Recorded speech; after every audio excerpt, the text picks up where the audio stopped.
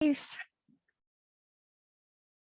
Well, we are almost done with this book. We're in book club. We are tonight going to finish, kind of go back over. We didn't really get enough through pay all the way. We get through pay. We're going to finish out pay. And then we're going to do Tzadi and Kof. And then next week will be our last week. We're done. So it's going to be fun. And I've been thinking about what we should do as far as a book. So if you have suggestions, please let me know. I'll tell you what my thoughts are. My thoughts are, and I'm looking for the book because I literally just piled everything up. I mean, it's not like it can go far. I'm thinking about us doing, even just having us do at least once a month, just a once a monther, and that we just pick something good. So it's not every single week, but I don't know. You guys get back to me. Tell me what you think. Tell me what you're wanting to do. You guys, this is super like hanging out in my living room. So just unmute when you have something to say, jump in, talk. I'm going to try really hard to look over here on Facebook to see if anybody, because we're live over there, if anybody needs to say anything. I'll check back and forth. So please forgive me when you're watching this, that you're going, you see me doing that. That's the reason, because I'm going back and forth between all the places, trying to look everywhere. Okay, let's see. Let me make you guys bigger. I want to see all your pretty faces. Okay. So Erica, do you want to start? Father, first of all, thank you. Thank you for your word, your letters. I mean, every little thing is just so cool that we just get to learn so many, just one little letter, one little jot, one little tittle, one little thing means so much. And we understand why you say not to remove or change anything, because it is so good and so full. Thank you for the love letter that you left us, that we get to dive into. And thank you for reinforcing who we are. I ask for a special blessing on Lauren Cruz, the author of this book, and for all the women who shared their stories so bravely so that they would bless our lives. Amen. Erica, you had said you had something you wanted to share on pay. Well, I did. So last week I had something down, but I couldn't find notes. And so I went back to reread it. And I was like trying to figure out what exactly it was. But there was like, so I don't have any like revelation that as I'm rereading it, that's like picking out. So maybe as we talk about it, it'll come back to me. But yeah, the whole idea with the, when we get to the face-to-face, I just love that. So that's one of my favorite parts. Oh, I love that too. When you see, she at the beginning tells us that the pay, you'll see that there's two different ways you can write pay, and pay is one of those Sophite letters. There's, I think, 5 total. All of them except for mem are like elongated. So you'll see, like, we'll talk about that when we see it in the what's next one is in the Tzadi, right? Yeah, Tzadi. When we go to there, you'll see it'll say like the bent over or the standing straight, which is kind of cool. We talk about that. But when you ever hear us talking about a letter and we're like, oh, it's a Sophite, this one is one of those letters. It's one of the letters that can be a Sophite. So it's one of the letters, you can see it's written 2 different ways. If you look up at the top, it's 2 different ways. And it's kind of, she talks about it as having your mouth open or your mouth closed. I mean, that's one good way to think of it. But I also want you to think about when there's a Sophite of anything, the one that has the straight line down, the pay Sophite. So that would be the first one in your book. Let's see if I can, yes, I am doing my nails tonight, painting them right here, because I was just sitting here while I was reading, picking my nails. The Sophite is the ultimate of something. So when we think about it, is the ultimate of that letter. So when we look at the pay, it's about, yes, it's about a mouth. It's about communication.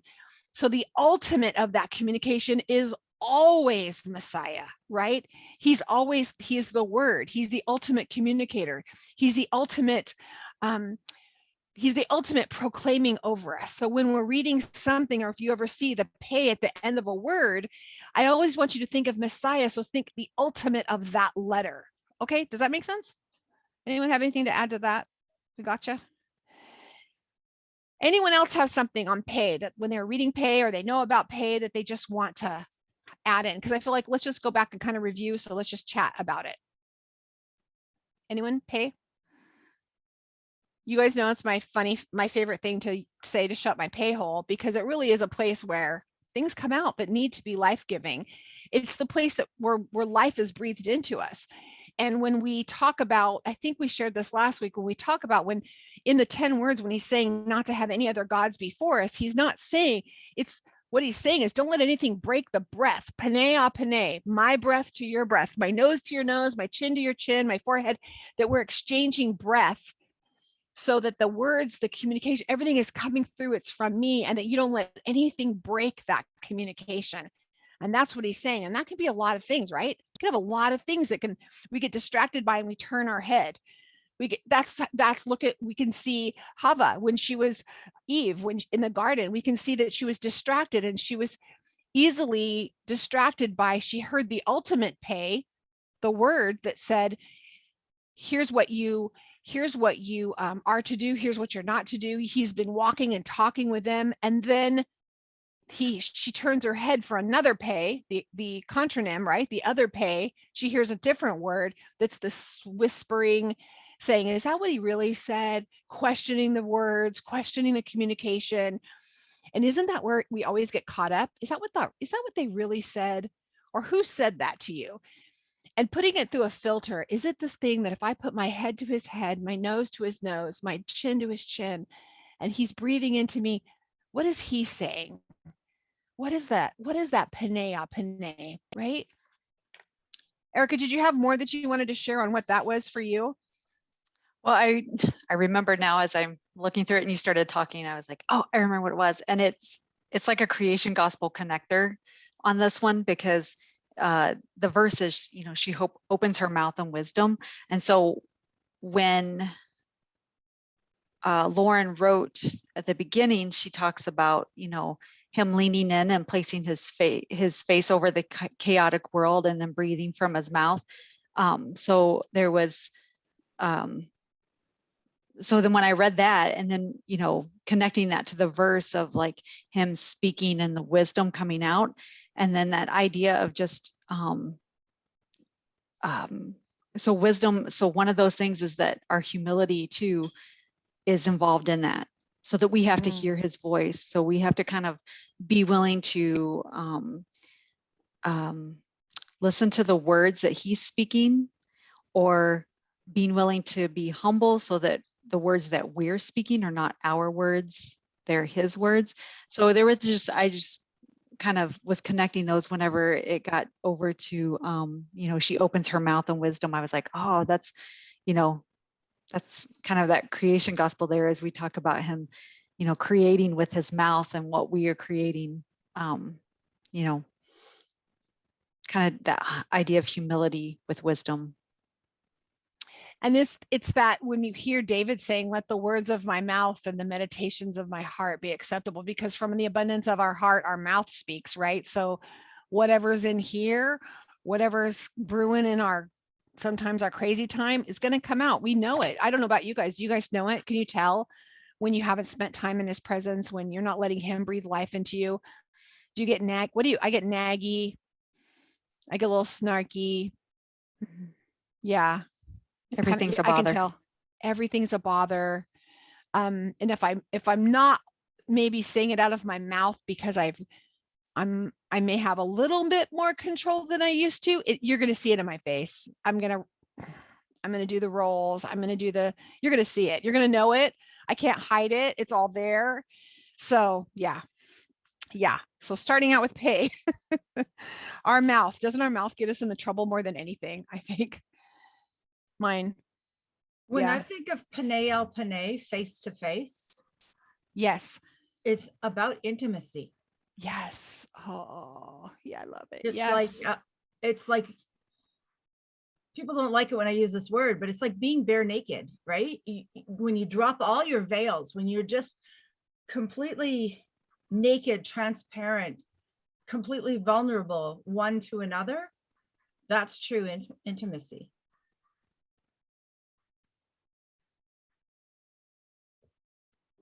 I think that's perfect, because I mean, we're back to the garden again, right? In the South, you say we're naked. You're naked and you are not afraid, not ashamed. And isn't it interesting that we have when the Eternal One, the Creator, comes to walk with them in the garden, the first thing he says is, who told you that? Who said you were naked? Who told you that? And that I've shared more than times than I can remember, that it's worth repeating always to me, is that that was a huge thing he said to me every time I would go through this list of these negative concepts. And finally he said, when I read that, he was like, who told you that? It hit me hard. Like, oh, you never tell me those things. You may convict me of things and bring things to my attention, but you're not going to shame me. I'm never going to be shamed by the Eternal One. His words are never going to shame me, ever. I mean, so if you're, whatever word you're hearing and they're coming from a place of shame, you can stop in those and say, wait a minute, I need to get face to face, intimate. I need to get naked with my Creator. Because right now, if you're full of wisdom, that means you have that intimate relationship with him. That's good. Yeah. And then that's how you can have your tongue with kindly teaching, is because you know him and you trust him so much that you could share with other people, instead of that finger pointing, that angry, that what do you call it, that Torah terrorist. Yeah. You know? A Torah terrorist doesn't have Panei al Panei intimacy wisdom. No, and I think that when we look at things like, look at, I've had conversations with maybe someone who's listening, if you're listening to on the replay or something, maybe we've had a conversation about something that's on a post and you didn't understand why it might be offensive to someone. I think it's if we stop and we think, if it's not coming out of my mouth, now we do a lot of typing. So it's coming through my fingers, right? Instead of maybe I'm not saying it. So people get very brave when they can type, they throw their bombs and then hide behind their screens. But I think that even when we're responding to people, look at the other groups. Many of you know, if I'll go in there and watch these people, when there are, Torah terrorists, and I've been one in the beginning, because I was so focused on the knowledge of everything that I forgot about the Creator of everything. And I wasn't being intimate and naked with him. So what happened was, things I might post, or if you look at through the lens of what am I breathing life? Is my words breathing life or death? I mean, we went through this with our last Torah portion. Choose, we have life and death here. We have options. Are we going to bless or are we going to curse? And if we're saying something, well, that's true, they need to know. But is it coming from a lens of love? Is it coming from a place of a beautiful revelation where you just can't wait to share, like you would be sharing about something your fiance, your betrothed just shared with you, and you can't wait to share it with them, and there's something in knowing that you have out of a difference of an anger. Zeal is one thing, but then, you know what I'm saying, then there's the anger when you read it, it's people are feeling ashamed when they read it, or feeling stupid when they read it, or they're being compared to the words are comparing them to something that's very hateful, and they're feeling, they're not walking away wanting more and not feeling like, oh, I want to eat from that tree. That's the tree of life. Anyone had an experience with that personally they want to share? Where words maybe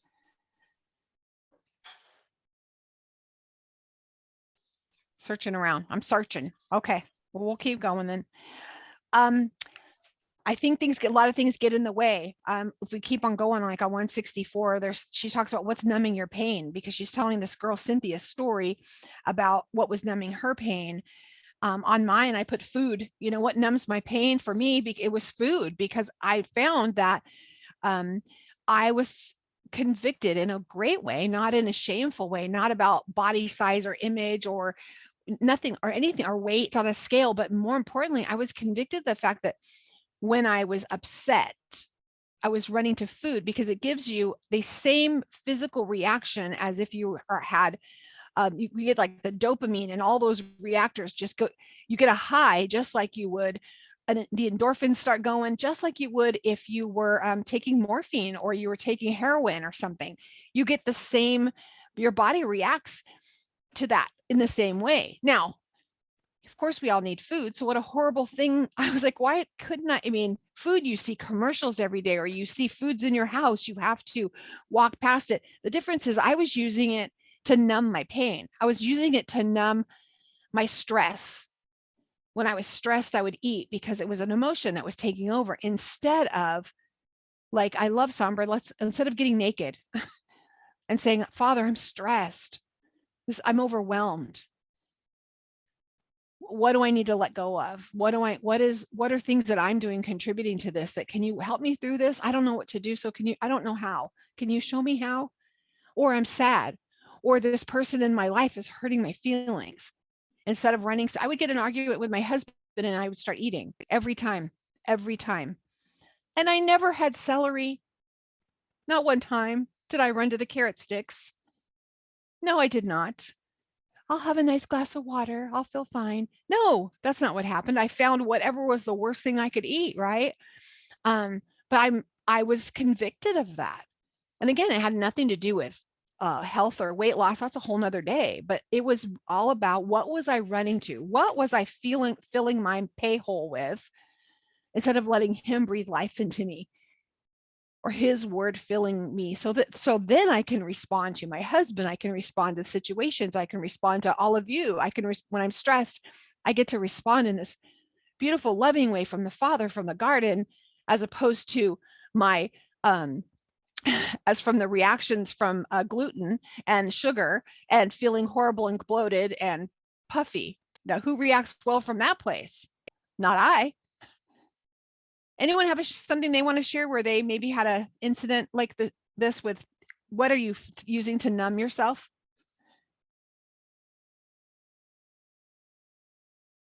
Erica, she says she's not addicted to celery and carrots, sadly. I wish, right? We'd all be orange for the carrots. Lori Dawn said, oh, good, you can. I really realized that I was hiding behind my phone. Oh. I've had to really, really lay down all of my, sorry for the traffic noise, really lay down all of my addictions to, like, Facebook, just going to my phone, even if I didn't really have a reason to go there, but I'm so busy avoiding homeschooling the kids, or, cleaning my house. Just so avoiding my responsibilities ultimately, and just, hiding. And it's crazy. It's crazy. Why do I need to do that? Why can't I just go to Jehovah and say, oh, I need you. I'm stressed. I'm overwhelmed. Just help me. Why do I try and numb it with distractions? Really? You're not alone, Lord Dawn. I think there's so many people who will be like, yep, that was me. I do the same thing. My daughter admitted to me the other day, she's like, Mom, I numb out. I'm so stressed. And I just go and I'll watch reality TV. It's like, I'm looking at other people their lives are way worse than mine. So I would just sit for hours and watch. Now she's exhausted and she's already put in a 14-hour day working, has 2 littles, and she's going to just numb out on reality TV after they get to bed. She's like, really? That's like, I should be reading a book. I should be reading the Bible. I should be reading something else, not watching reality TV to fill this void that's inside of me, or the exhaustion. Shopping. Any of you guys have you used shopping? Some people, shopping's their thing. Amazon's coming to your house every single day because you're stressed out. So you shop. I fill my cart and empty it. That's, we're not even talking about poor use of finances or anything. I'm just saying, what are you using? Has he convicted you of something that you're like not filling yourself up with his breath? Marion? You're going to think this is crazy. No. But no, really.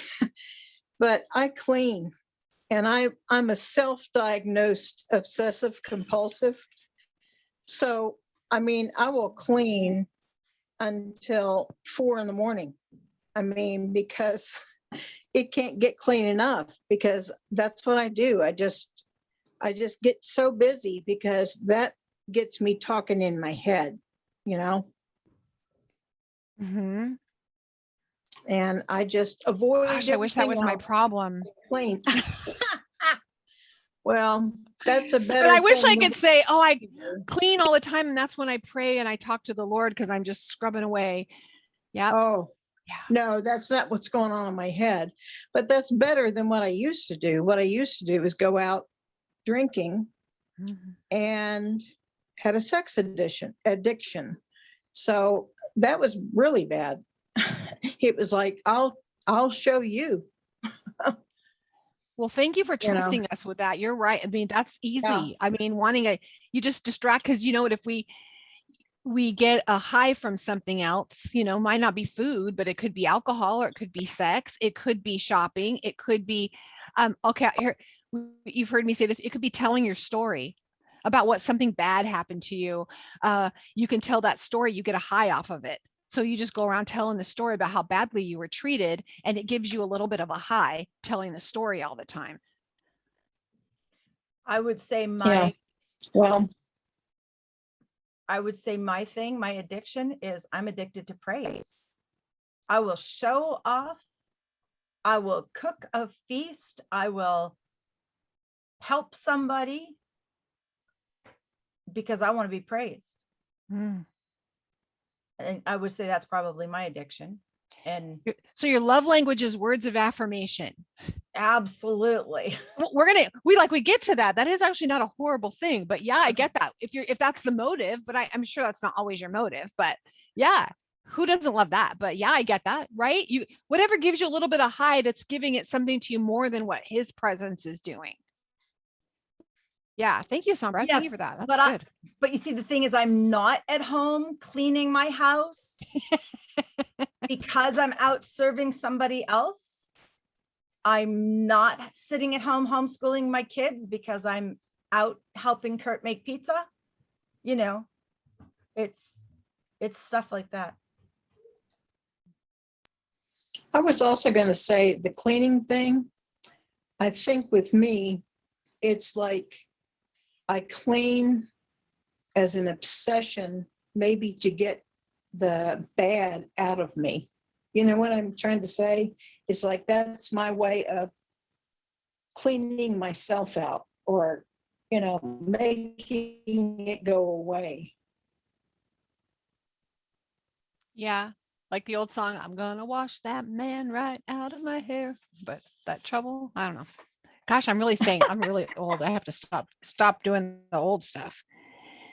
Yeah. The bottom of this page, when she says the Bible calls her invaluable, this poem isn't a standard. It's a blueprint of priceless strength. I wrote at the bottom really big in pink, I want to be invaluable.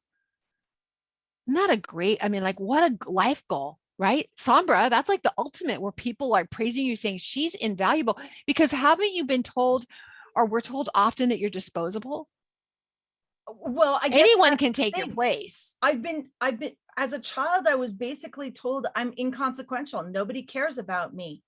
So I am so addicted to being valuable, to being indispensable. Yeah, absolutely. Yeah, I remember my mother telling me, well, you better do that for your husband, because if you don't, another woman will. Like I'm that disposable, right? Because I, didn't make his lunch in the morning before he went to the work. There's another woman who'll appreciate him more. Or, Yes. we tell our kids crazy stuff. Well, I was told that too. And that all those words come popping back up into your head from the past. I mean, it's like a nightmare, but you remember that. Yeah. Yeah. Yeah. So in 165, it's like the first full paragraph. I underlined it where she says, I needed to read and try to keep rather than as a guide of experiencing the adventure of the communion of my Heavenly Father. So I wrote, that what I needed to do is I was reading before, we've talked about this before, right? I've been reading to check the boxes off. Right? Trisha, did you have something to add? Oh yeah. Sorry. Are y'all able to hear No, me? good. Yeah, okay, we're perfect. doing it differently today because Sabrina wasn't feeling well, so we're all kind of separated, and I don't even know how to make my picture come up. But pay really hit me because growing up, I was raised in a very large family. I'm the youngest daughter And I have 3 brothers younger than me. There's 16 of us. Well, Wow. it seemed every time you opened your mouth, you would get whacked in it. Hmm. So growing up, I never said very much. And this is what most people don't know about me, because you wouldn't know that now. And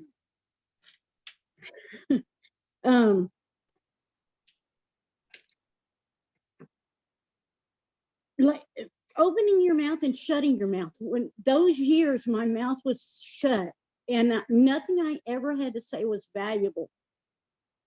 And so then when I grew up and I got a job as a waitress, and I was told, if you don't talk to the customers, you're not going to make any money. And I found out that that was true. If you don't communicate with the people and get to know them and form relationships with them, they don't tip as good. So I started putting myself out there, and it was really hard to put myself out there, coming from the isolation of the 13th child, not ever wanting to say anything and get myself in trouble, to starting to say things. And now I tend to oversay, and people think that I just like to hear myself talk. And I think that I have something valuable to contribute. I finally can say something without getting the backhand to the lips. And so when I got to pay, it's like, I don't even know if I can read this chapter. I'm sorry, I'm kind of get emotional. I don't even know if I can read this chapter, because I don't want it to tell me that I have to shut my mouth when I have something important to say. And like Marion, when I was younger, before I started working and I had a family, I would clean whenever I had frustration. My house was pretty nice. I kept it really clean because I didn't know any other way to voice my feelings. And now I can voice my feelings, and I know about the Bible, and I've read things, and I can impart my knowledge. And when I read, she opens her mouth in wisdom, I just pray that when I do say these things, that the wisdom that Yahweh has given to me is at the forefront of what I have to say, so that I'm not accused of, she just likes to talk. But wow, she really knows what's going on. Okay, I'm done. I just love that you shared that. And we all were like, yay, you probably spoke for so many of us. I grew up with everyone saying, oh, you're too loud, you talk too much. And then what happens is you become emotionally unavailable, because you start shutting down because you don't want to say the wrong thing. And one of the things that we go through, that like a lot of men don't go through, is we have put so much energy when we walk into a room thinking, can I talk? Should I not say this? How much should I talk? Or men don't even think that way in conversations. You know, we're like, we put so much energy in pleasing and making sure we're not upsetting anyone. But what if we step into the peso feet? Because we are one with him, right? So we are one in Yeshua. So if we're the peso feet, we get to speak in wisdom. Then our mouth speaks what he says. We get to be like him, where he says, I only speak what I hear my Father saying. And he says, I want that they would be one the way that we're one. And so we get to walk that out. And as we do get to open our mouth in wisdom. And as you've lived life, you get to share with all of us what that wisdom is. Like, look what he's done. What has he changed? How has he strengthened you? As well as, this is what he's imparting me today that I get to share. Right, exactly. Yeah, that's how I feel, you know. As a child, even if I thought I had something important to say, I wouldn't say it. And now I feel like I have something important to say, and I can say it, but then I have to worry about somebody being more, saying, like I said, she just likes to. Well, because when you're raised like I was, you're less important. Right. So what you get to do is let him heal you of that. Because again, let's go back. Who told you that? He's not telling you that. Because if you think you're speaking too much, he'll tell you. He'll say, Sissy, why don't you let her talk? I mean, he tells me that all the time. Like, okay, be quiet now. I'm like, And I know it's him because I don't feel shame. I know he's wanting someone else to, it's their turn for them to be important now. Yeah, exactly. Yeah, I need to know when to stop. Well, you just hear him and not with the motivation of we get to walk in our authenticity, right? Well, who he has created us to be, not worrying that there's a lot of people we are going to say a lot of, they said a lot of stuff about him. You're in good company. They said they said he talked too much and said all the wrong things. So go ahead, let him talk. Give him something to talk about. That's an honor to be compared to Yeshua. Well, you are him. He's you. Yes. Yeah, you're Yeshua in his Trisha suit. So there you go. I love that. I'm gonna have to So make a t-shirt. yes, let's add that one to the t-shirt list. Trisha, Yeah. Trisha, if you've learned to open your mouth when you were told to shut it, do you realize that that's healing? And there is wisdom in healing. And so when you can open your mouth and you can speak wisdom, how much that helps other people. That's that, where is it? Her tongue with kindly teaching. Her mouth is full of wisdom, her tongue with kindly teaching. The fact that you came from somewhere and have moved to somewhere different and can talk about it, that is so healing, and that is good for other people to hear. Thank you, Sombra. Yesterday, I had a conversation with Trisha. It was over an hour long, and I just want to give her some words of affirmation. You had some amazing wisdom in that call, and I love you and I appreciate you for it. I love you, Tara. Thank you. Oh, I love that. Make me cry more. That's beautiful. That's beautiful. We get to live, in my notes I put, we get to live the thus saith the Lord life, or the as it is written life. That's what we get to say. Like the things we start, the more we're in his word, the more we start, the things start coming out of our mouth that are more, well, it's written here, or, you know, he says this. And I catch myself, even with my daughter, well, you know, the Bible says, well, you know, the Bible says. And then I thought I better start all the time. So I have to, so then I just say it. And I'm sure she knows that I'm just saying it has to be Bible by now, because it's so in her, instead of always, well, the Bible says, well, the Lord says.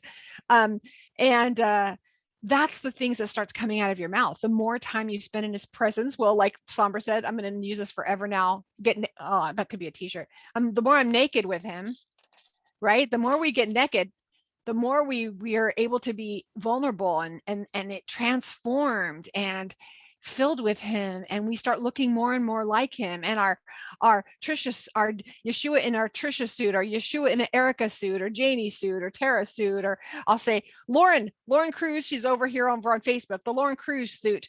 Yeshua gets to shine through, and they see more of him and less of us. And our words are more his words and less of us. Yeah. Speaking of our words, there's, yeah.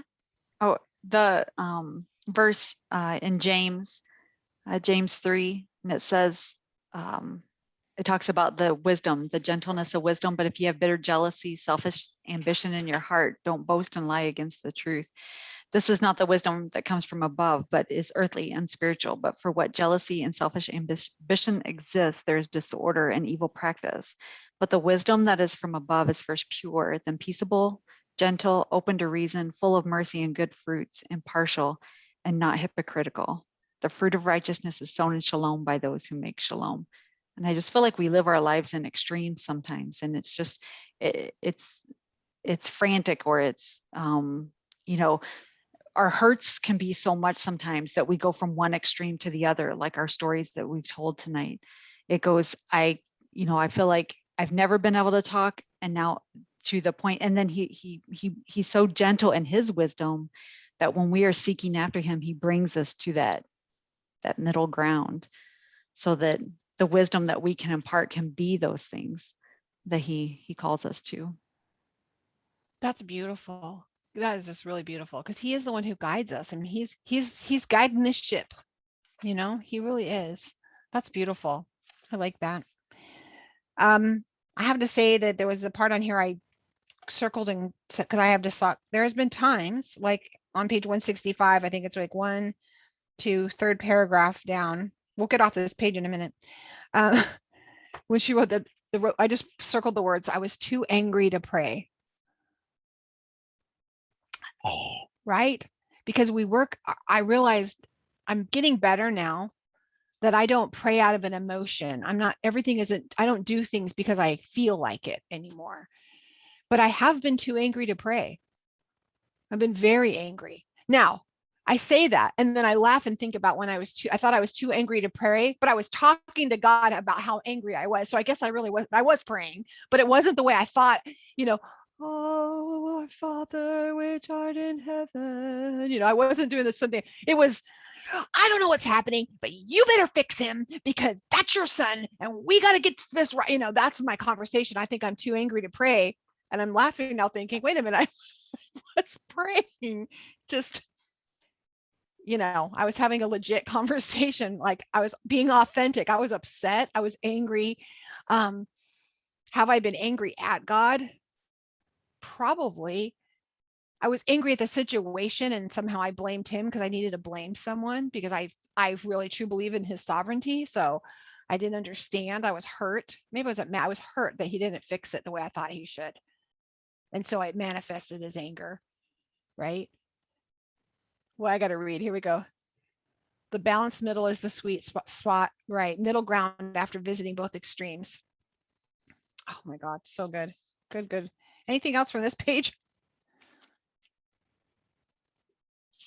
Gosh, I've been there in my life, living against everything that I knew was right and good.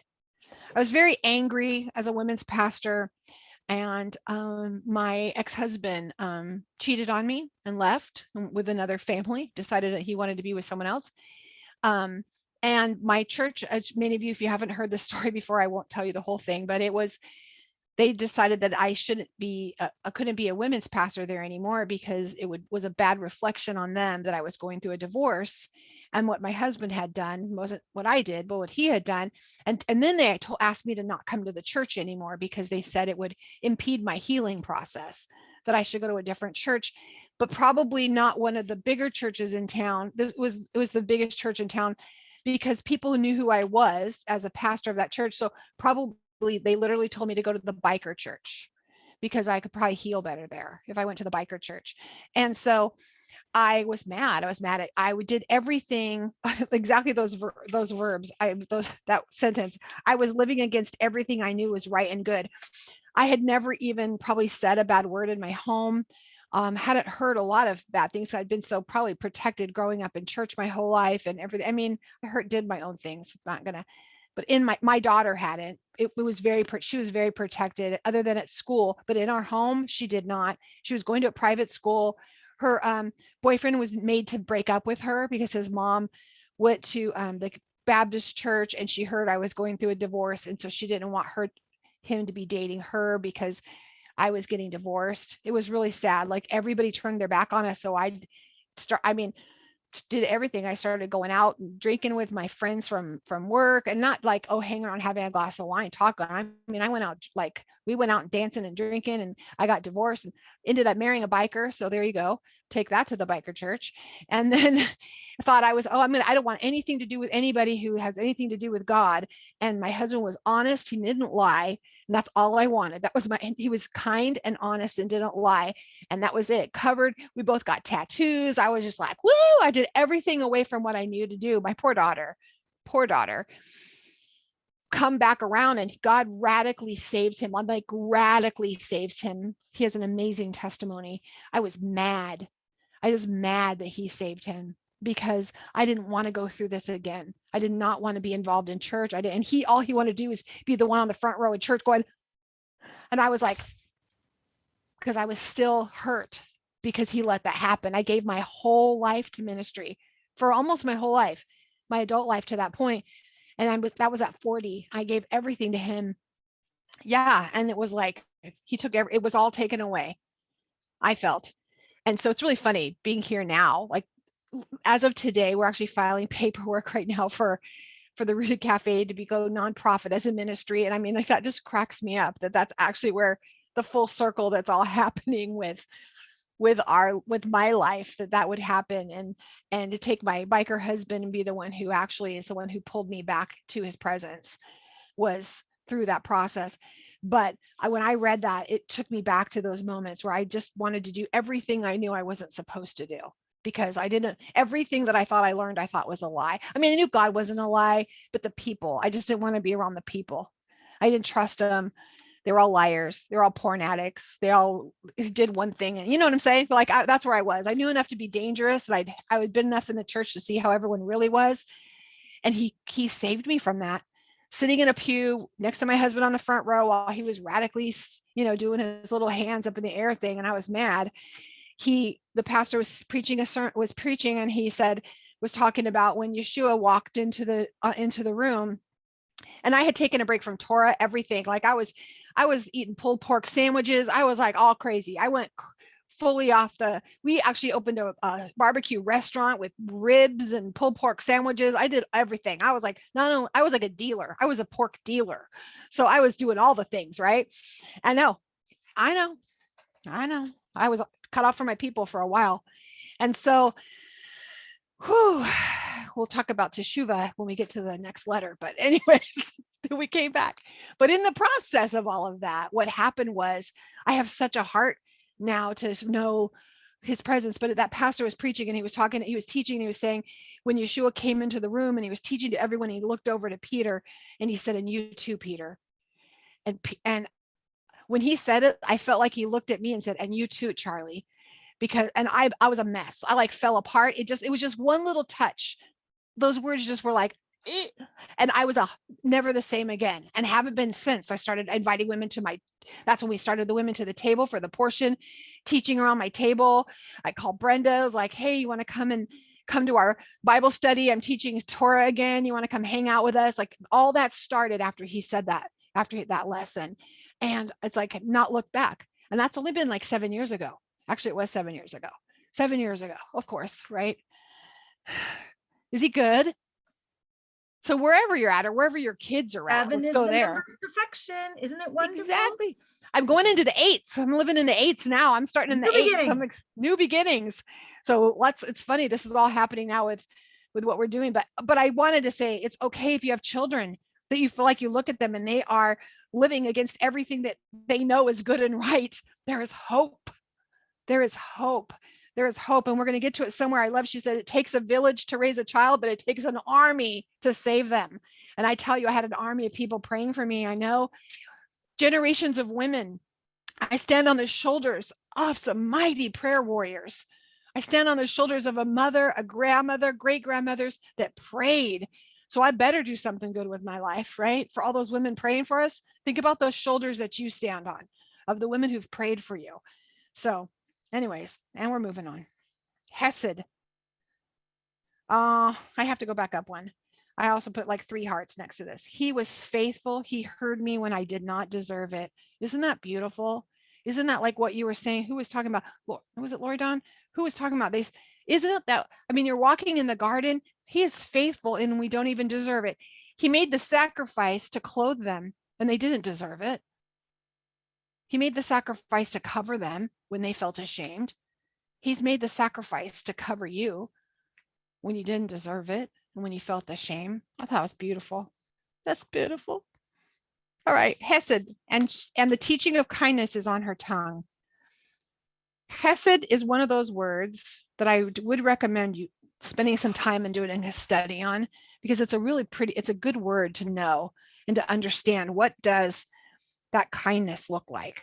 What is that mercy and kindness? What it's the depth of that word. I would encourage you to put it on the list of words that you spend some time in. Do a verse study on it and look those up and just spend some time meditating, memorizing some of those words.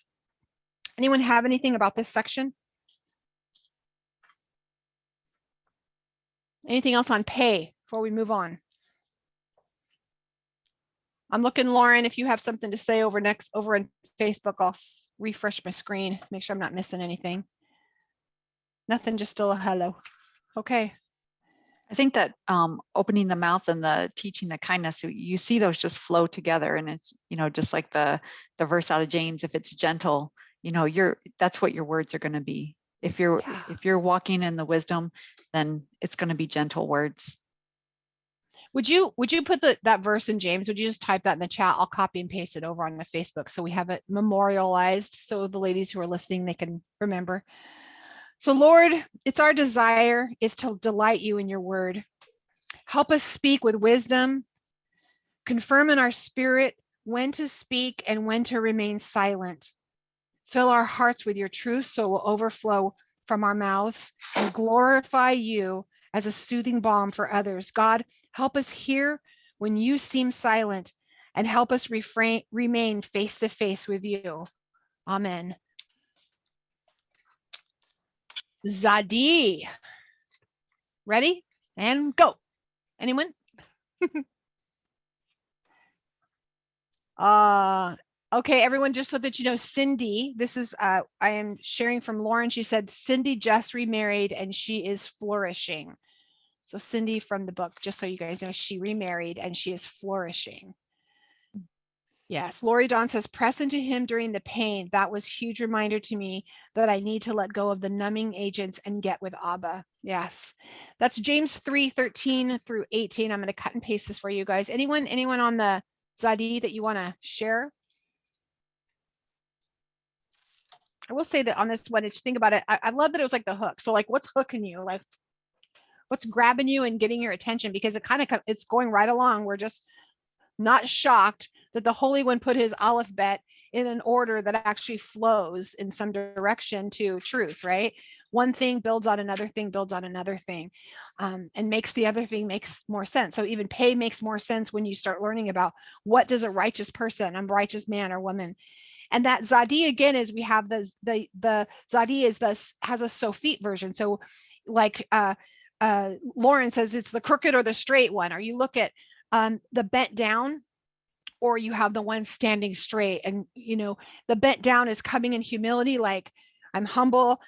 And the more and more you feel confident in who you are in him, the more confidence you build in, not pride, your confidence in him, right?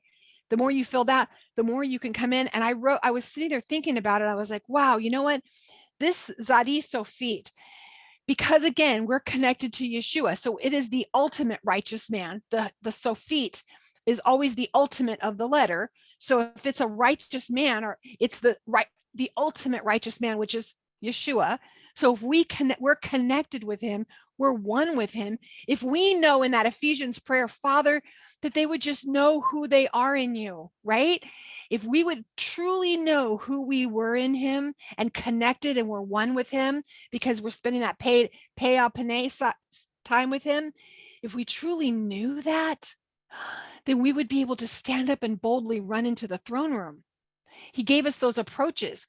You know, we let our will down. We do, and then we can boldly go in the Lord's Prayer. You watch him as he walks you through those approaches to get to the throne room. He's with you. He's the ultimate righteous one, and you're one with him. Then you get to stand up straight and walk in. But we've all gone in first, humbly like this, right? I think about the camel going through the eye of the needle. We go back, we have to unpack everything, we have to bow down, we have to come through, and then now we can stand up and enjoy his presence. Any thoughts? I love that, Janie. We come bent and he straightens us. That's right. He sure does. He straightens us. I laugh at the kof is the neck. He straightens me sometimes by grabbing me by my neck, and I'm off. Okay, I'll stand up. I won't jump in. I love that when we have these things like the fish hook, things can get a hold of us and we can be bitten but not stricken, right? We can be Paul. We can be like Paul. We could be bitten by things. We can be tempted by things. I put 2 hearts. If only you were a better mother, this would not be happening. Can I just get hands over on Facebook when you finally listen, replays? Who has thought this? If I was a better mother, this would not have happened. Yeah, I have. I'm putting both hands up and my feet. Yeah, I thought this. You know what he told me? You're not that powerful. You can't mess them up that bad. They don't. There's no grandchildren in heaven. There's no grandchildren to him. That you can't mess it up that bad. I allowed that for a purpose. So I don't know what happened, but for some reason that miraculously healed me, because I thought that time that I went a little cray cray, that I was my wilderness experience, I now call it, that I think, I mean, I, to the point of one time, had called my daughter, who had just started driving, to come get me from bar because I was too drunk to drive home. Women's pastor, evangelist, traveling speaker, singer, recording artist. I do have recordings, all those things. And I'm calling my daughter to pick me up from a bar because I'm too drunk to drive. Low. Yeah. Talk about running from everything. And my daughter's now watching like, but what she gets to do now is watch the redemption of all of that. She gets to watch that. Before, I was emotionally not available. I was on the pedestal. And of course, everybody, people knew who you were. Oh, you must be, you're Charlie's daughter. Oh, now she got to watch me walk through all of that and come back in a humble way, where I can come in, and now I can come as the Tzadi standing next to Yeshua, not trying to do it on my own strength, not out of religion, but coming humbly and letting him straighten me up. But I tell you what, that I walked in that for years and years of so much shame of what I'd put my daughter through. That story, what you just shared, it sounds so much like the Jim Staley story, right? He was walking, then he goes into prison, and now he comes back and he's totally on fire. And he learned so much humility in the prison system. Okay, so it was Janie that shared, talking about being bent and then straightened up. And it made me think of this prayer. How goodly are your tents, O Jacob, your dwelling places, O Israel. As for me, through your abundant kindness, I will enter your house. I will prostrate myself towards your holy sanctuary in awe of you. O Jehovah, I love the house where you dwell and the place where your glory resides. I shall prostrate myself and bow. I shall kneel before Jehovah, my maker. As for me, may my prayer to you, Jehovah, be in an opportune time. O God, in your abundant kindness, answer me with the truth of your salvation. So this is an opening prayer to the morning service. And when you walk, yes, it's the Matovu. And so when you enter into his presence, you come in completely bent over, humble, in humility, but you still have to do that thing with the will, right? You have to put your will in a place where you're willing to come into his presence. You have to lay aside all the other junk that's going on. You have to lay aside the fact that your family needs you and you've got a list of to-do things to do and the phone is ringing and blah, blah, blah. No, this is my prayer time. I'm going to set it aside and I'm going to willingly come into his presence. And once you've come into his presence, but you bowed yourself, you bowed your will to come there, now you can stand up and you can enter into having that minka, that communication, that meal offering with him, and have relationship with him face to face. And that's when you can straighten up. And, we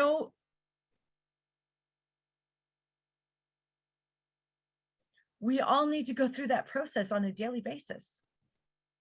Everybody has to get to that point humbly, several times a day, when you can bow before him, because there's so much going on. I'm a busy woman. I'm indispensable, don't you know? Right. Yeah.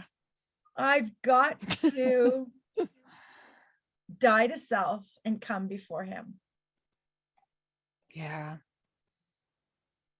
That's good. So much, if you think about, I was thinking, Miriam, when you said that, how many times I've posted things. I'd be a full honesty with everyone today.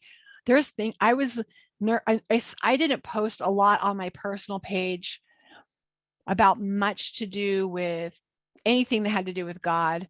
And I still every once in a while would hear a little because there's people I'm friends with on there still who went to those bars with me, who hung out with me, who went to we'd have tattoo parties at our house. And the tattoo artist came to our house and we all just had a party with the margarita thing going. And I was doing everything I knew not to do. And, but those people are watching, they get to watch me walk this out well. Like if, they knew me before and then they watched me through the fall And then they come back. I'm thinking about Israel. Good Lord. They left, they come back, they leave, they still have the same language. They're redeemed over and over. And if they can do it, I can do it. And watch us rise. Righteous man falls 7 times, but he gets up. She gets up. So we get to get up and not walk in that shame of all of that. Next one is she looks well to the ways of her household. My note I asked is, what do you see coming and how do you head it off? The whole word for that is she looks well to the ways of her household. The safa, did I say it right? Safa, is the same word that David uses. In the morning, I'll order my prayers to you and eagerly watch. Being a watchman, how are you the watchman on the wall? How and what do you see coming that could be tempting to your family? Because I think that's what he gives us, is this special, we call it intuition, women's intuition. But what do you see coming that you think, how many times have you said, I don't think you should be friends with those kids, and you didn't let your kids be friends with someone? Or maybe you shouldn't watch that. Or what is it? What are some things? I Let's used to hear. be insanely careful about the entertainment stuff I allowed in our house. I was a little excessive, I will admit. Not even talking animals were allowed on our TV screen for a while there. But it's important to have that conversation with your husband and make sure that you're on the same page, because one of you cannot be a watchman if the other one isn't on the same page with you. You know what I mean? We need to be watchmen, yes. We need to be careful what comes through our doors. But we need to do it together with our husbands. But I think he's given us and I agree with you. I do agree with that. I do believe he's given us a special spidey sense that we know things that we bring them to. If you're not married, then you get to do it in your home. You're on, you're going through, you still are going to see it in your work. You see things are happening. You see people talking and you see little things, something's up. And like a man would be totally oblivious to it because they're compartmental. They're just like, get the focus, get the mission done. That's just how they work. That's why they're good at what they do. And then, but we are, like I always say, like I had female surgeons I worked for. The female surgeons are doing surgery, or the male surgeons doing surgery. And he's like, okay, I'm going to now making a cut here. I'm doing I need a 15 blade. Okay. I need that. Okay, great. I need sutures. Okay. He's focused on this. And women surgeons are like, okay, would someone call my daughter? I need to make her, makes it to ballet. Yeah. And would you get my hold of my assistant because and in her mind, she's thinking, okay, then we have the Pollock on Tuesday and that's all happening, right? Because we can do that. That's how we're crazy, right? Oh, Lauren says she's never heard the phrase men's intuition because that's a gift he gave us. I do believe it. I believe it's a gift he gave us. They're really good at being focused on a mission, but we get to bring that to them. That today was a perfect example. My husband and I had a meeting and there was something which I wrote in here is, what are the things you see coming? You know what I see? And often I see offense. I love the book, The Bait of Satan by John Bevere. It's an old book. It's been around forever. I haven't read it in a really long time. So please spit out the bones if there's some crazy stuff in there that maybe I may not align with anymore. But what I do know is that the enemy is going to put an offense out there to us, or our flesh. I don't even believe in all the enemies doing all the work, because please, he's not omnipresent and we're all just not that important that he's there. But our flesh can get us into some serious trouble and we need to take responsibility instead of it's the devil's fault. But that offense can be sitting out there and it puts us into a trap. And I was telling my husband, it's like, Brenda told me a story one time when she was a little girl that, her brother would step on her jammies and she couldn't go anywhere. So, when someone's stepping on your jammies and you're like, and you can't go. So she'd be like, stop stepping on my jammies. So I said, I see this happening. And what happens is it's like stepping on your jammies. It keeps you from moving forward. And as we're going into high holy days. We're getting ready to do some things. We're invited some people here to do a Rosh Hashanah, we're doing all this stuff. Then we're going to go in 10 days of Oz. Here's some things I feel like as a family that I see could be a problem this coming year. Here's some things that I've noticed that could be an offense that I've caught it, but both of us got a little offended by this person or something they did. And I've noticed we've talked about it a few times. I feel like we need to address this because, we are told to come boldly to his throne, and you have an offense somewhere else, you better go take care of it. Guess what? This is the perfect time of year. This is when we get to walk this out and practice it. We're going straight into the place of teshuvah.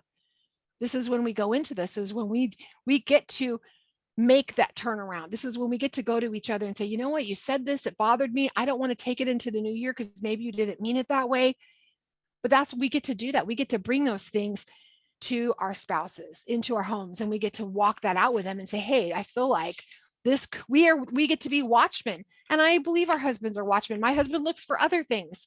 My husband has his eye on other dangers. There's sometimes we might look at something that you say, you know what, I've noticed that this particular man or this particular woman is spending a lot of time with either one of us respectively as a watchman on this tower. I think this might be a little fox that could end up weaseling its way in, and this could end up becoming a friendship that could go too far, or it might be someone else would look at it and say something. So let's talk it through. Let's see, how do we put some hedges in? Let's make the wall taller. Let's make the wall deeper, whatever we need to do. Erica, when your husband's on the wall, right? He's a correctional officer. He's on the wall. What are the stuff he's looking for? Yeah, he's actually literally on the wall because he's in the tower half the night. So he's the night watchman. And it actually, he has always felt that has been his charge since he got saved, is that he's a watchman. He's got a little patch that says sheepdog. He's a sheepdog, watching out for the sheep. And so, you're looking for things that are coming in and going out. So, being aware of those things. And I had just put over here on the side that I feel like sometimes for me, where I feel like, we have that women's intuition on things, but sometimes we can be emotionally tied and we don't want to let things go because maybe, we think we could still help in a situation. Yes. Or I don't want to hurt someone's feelings. And that's where my husband's had to say, no, we're done with that. And can I just say this? I don't want to go past like that because my husband did the same thing today. He said, listen, I said, I think I'm really emotionally involved in this because my feelings were hurt really bad in this. I know that yours were too. So, I'm going to be pulling my old past experiences from other church wounds or other things. I don't know what I'm going to be bringing to this, that I'm going to be operating very emotional. So how do you walk this out with me? And he was like, I feel like we need to do this and this and this to bring the playing field so it's level. So when we come to sit and talk about this, we're going to have a situation then where no one feels they're higher than another person and we're all at the same level. So let's make these changes. Let's do these things so that we can do that and then have this conversation. So one person isn't feeling we're coming at the same level. And the other thing is he goes, he can come at it less emotional and be able to put strategy into place, right? Mm-hmm. We might be able to see things, Lori Dawn, like you're saying, but we need to combine with their ability to be able to focus in and not be so emotional about it. What a great team. God's a genius putting us together. Absolutely. Like this. He knows what he's doing. Yeah. Lori Dawn says, my husband is totally an amazing watchman for me. He knows I want to help people, but he watches out for me, knowing that I often don't see the repercussions of spending too much energy on a person. That's the truth. And you know what? It's out of order. Because I've been hit with this. He just says out of order. And I already know what it means. I'm spending too much time in something, and I'm not letting them do what they're supposed to do on their own, or letting him work something out in them because I'm trying to jump in and do all the stuff. And then what happens is my house is a wreck. It's not taken care of. He's not taken care of. Then all you do is let all these things open up. And I'm not being a very good watchman because I'm letting all these things in that could tunnel in. There's holes in the fence or something else. Yes, Miss Sombra. I had a car conversation one day when it was just Stuart and I in the car. And he was saying, You need to just do one thing at a time. And I'm like, how can I do just one thing at a time? I've got to do the laundry and I've got to do the homeschooling and I've got to do this. And so I sit down and I give the assignment and then I go off and I do a laundry and blah, blah. He says, yeah, but when you go off to do the laundry, the kids lose their focus and then you get all mad and then you spend all that energy. He says, you need to do one thing at a time. I can't do one thing at a time. Yes, you can. So I set out to prove him wrong. And you know what? It actually works. Homeschooling hours are homeschooling hours, and you cannot mix homeschooling hours with anything else. And you cannot send a child off to go do a chore in the middle of homeschooling hours. You cannot go off and do a chore on your own. And if you need help in the afternoon to do the chores, then you've got to assign that to the kids too. You have to do one thing at a time. And, you know, because he works in the business field and he's a university professor and he's department head and he runs meetings. And he says, if I was in a meeting and I'm trying to chair a meeting, but I'm trying to teach a class at the same time, that just doesn't work. Oh yeah. Right. I guess not. That's good. Yeah. You know, I'm the older I get, the more I don't believe in multitasking anymore, Sombra. Like I really realize I'm not good at it. So like many of you know, I do that. I'll set my timer and I have to do one thing for 45 minutes. And then when that's done, I'm allowed to do another thing. I'm not allowed to check my messages. Lori Dawn, I can't look at Facebook. Everything has to go on do not disturb, ringer off, or the phone in the other room. The timer is set and I can only work on that one thing because I am self-diagnosed ADHD but I'm all over the place and I'm like, oh, before I bragged, oh, I'm multitasking. I'm so busy. But what happened was I had a great boss give me the worst, best review I've ever had. She said, oh my gosh, all these things that I was doing great. And then she said, my input for you is this. And I was in my 20s and she said, I had sticky notes all over my office and everything. And I thought I was just rocking the world. And she said, I see you as someone who, what happens is you get 100 things 50% done. I would rather see you get 50 things 100% done. And I was all, ow. She goes, let me guess. You do laundry, but like you do a load and then then it gets to the dryer, but then you live out of the basket and then might make it to the bed and then you move it off the bed, which hasn't been made either. And I was like, oh my God, did she go to my house? And it was like, that was because nothing ever got finished. I was always in the process of doing so many things. And I realized I had all these tabs open and I couldn't get anything done, which is, we think that doesn't apply. I think it super applies because she looks well to the ways of her household. If the ways of your household that you have 100 things half done, that wasn't working well for my house. I wasn't being a very good watchman. And yes, you're right, Erica, Lori Dawn, all of you said, yes, it is very irritating when they're right. And they are most of the time. So Charlie, you're beating up on me today. Are you beat up? Yeah. No, but in a good way, in a very loving way, like sometimes we just really need to hear the truth. Yeah. Even if we don't like to hear the truth, but the truth is truth. And the school year is starting and I'm realizing that I'm having to change my order of things. And I didn't do that. I didn't plan in advance. I went out and made pizza all morning with my friend Kurt at his pizza business. And I just left home and assigned my kids to do some school. And I got home and I find out they didn't really do all that I asked them to do. Shocker. And so now they're mad because I made them do school when they were saying, well, can I play computer now? And like, no, you can't play computer now because you didn't do the school that I assigned you to do. Yeah, but Mom, you didn't stay home to do the homeschooling you were supposed to do. Oh, right. Oh, wait. And then we taught our children to be bold and we're like, stop talking back. But you told me to tell you the truth, Mom. Yeah, whatever. Not that way. Yeah, I like Erica. That is my space. I make a space for things now. So I have a space of time for this and a space of time for this. So when I cut out on Fridays, or I have a space and I know I do certain things on Sundays, I do certain things on Mondays. It isn't set in stone. If someone came over, if you came to visit, I would move it to another day, but I would create a new space for it. I know on Mondays, certain things get done. On Tuesdays, certain things get done.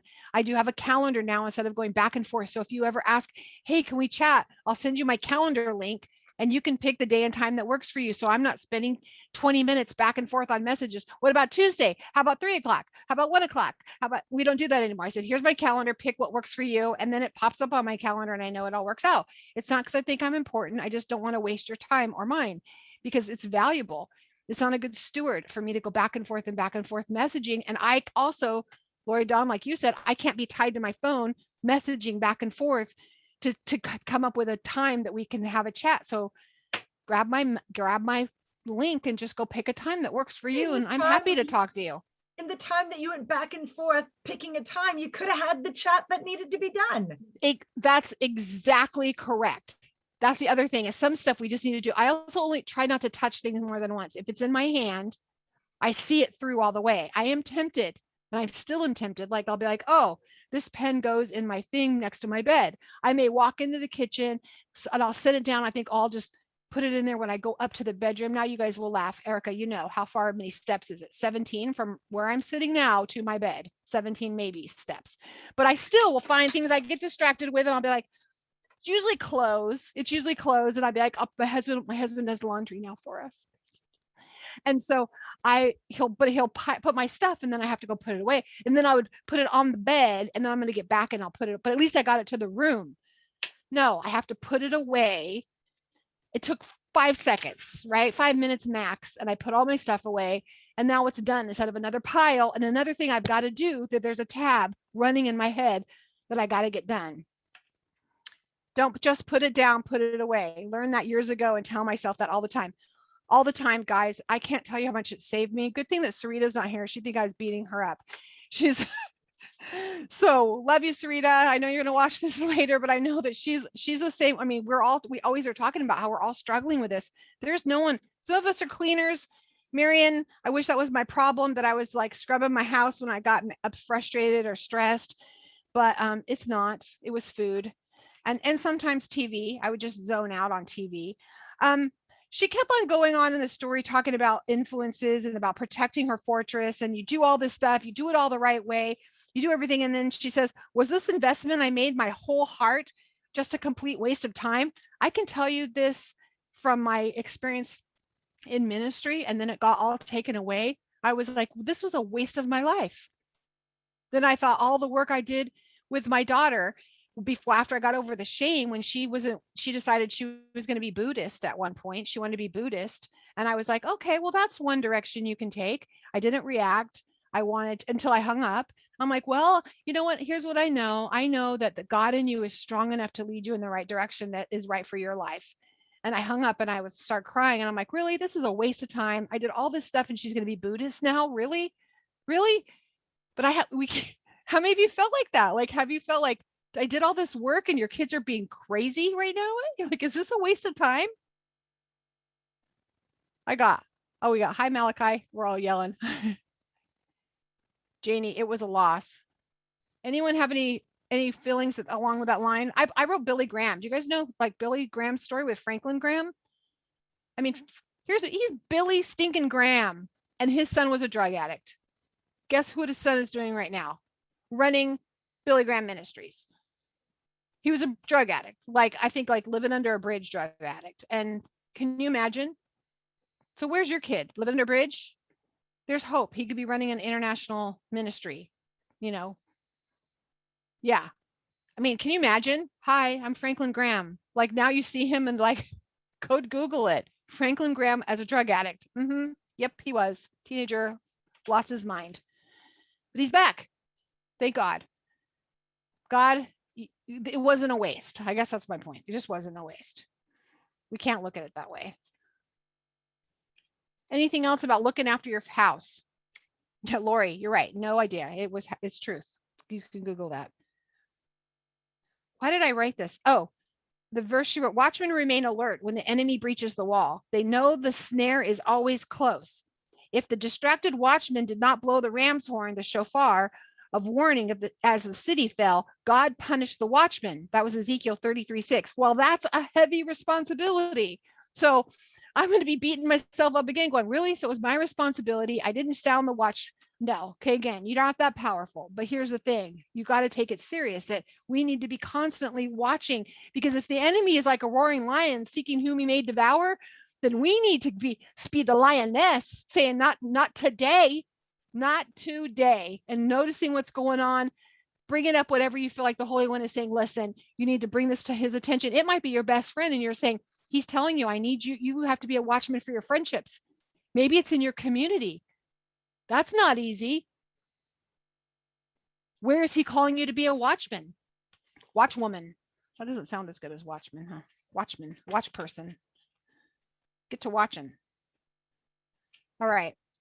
I've lost my place. Got excited.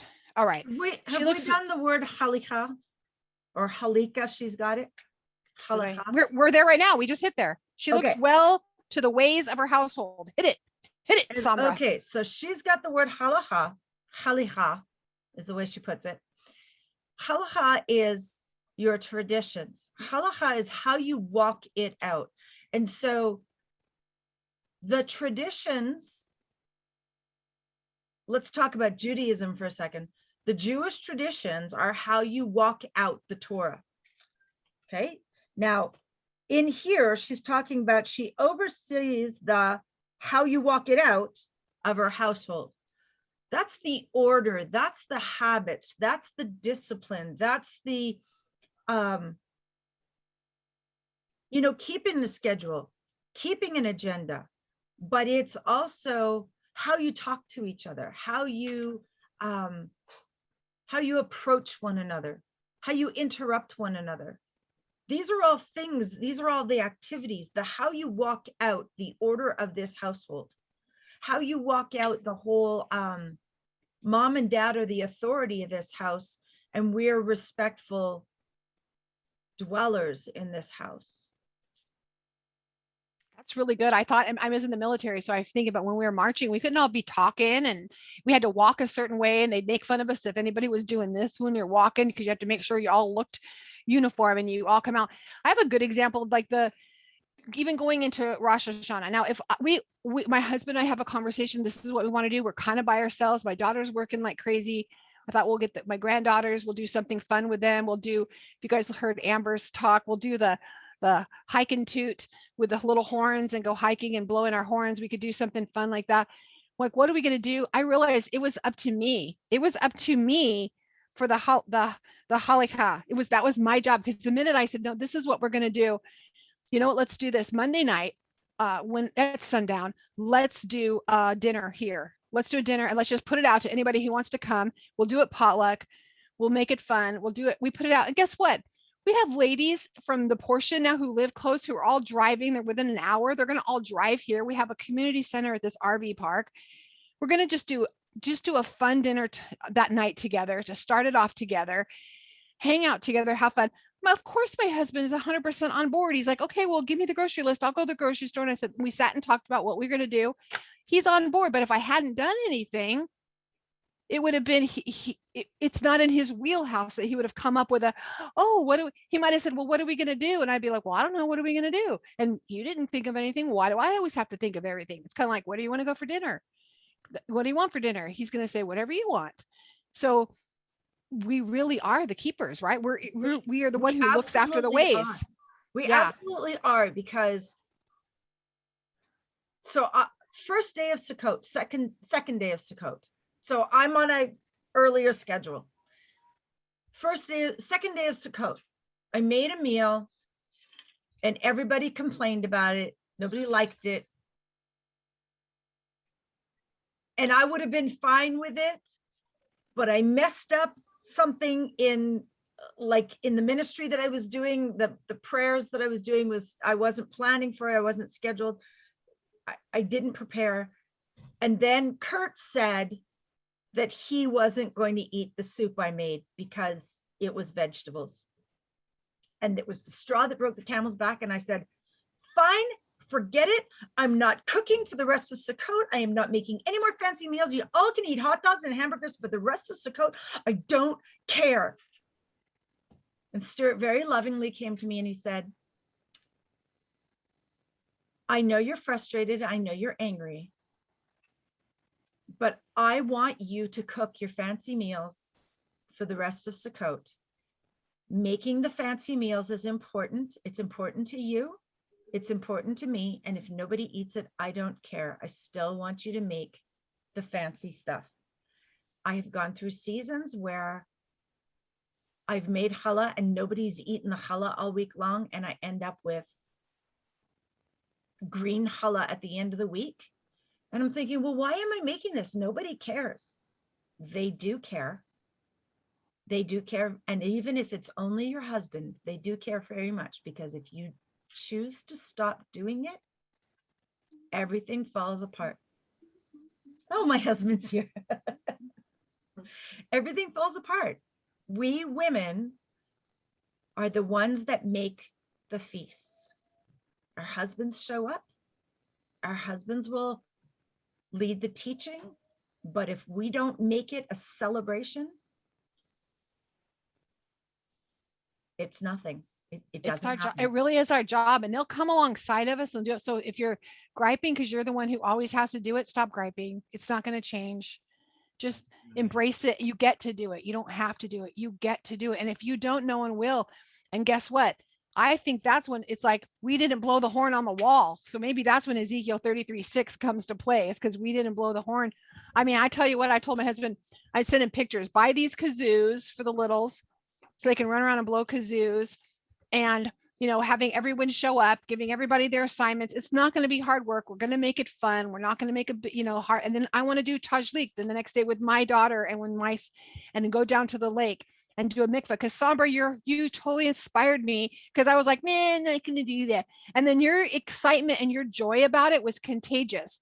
So it's, you guys go in and on, if you haven't had a chance to, you go under the rootedcafe.com /store and look feast. It's free. Go click on it and go watch the videos for the fall feast. Look, Sambra's is contagious. Her excitement about it is beautiful, and it inspired me, because I would not have done this. I'd be like, well, it'll be just Randy and I, and we'll blow a little horn and we'll do a little thing. But I'm excited. You made it exciting for me, and you called me out. Like you did, like your excitement called that forth in me. So sisters, let's do that with each other. That's what Pinterest, women get all excited. It used to be magazines. We'd look at ideas in magazines. That's why we do this, is the testimony to get excited about the things. If you haven't got plans for Rosh Hashanah, invite a friend over and eat an apple and dip it in some honey. If that's all you do, just do something and get excited about it. Then guess what you'll do next year? Something. Again, we're going to start a thing here called Just Once. And every month we'll have a list that just once this month, do one thing different than you normally do to get us out of our boxes. And I had to be perfect. It has to be, no, just slice an apple and share an apple with a friend and be like, this is what we're going to do, and have a cup of apple flavored apple cider tea or something. I don't care what you do. Just do something.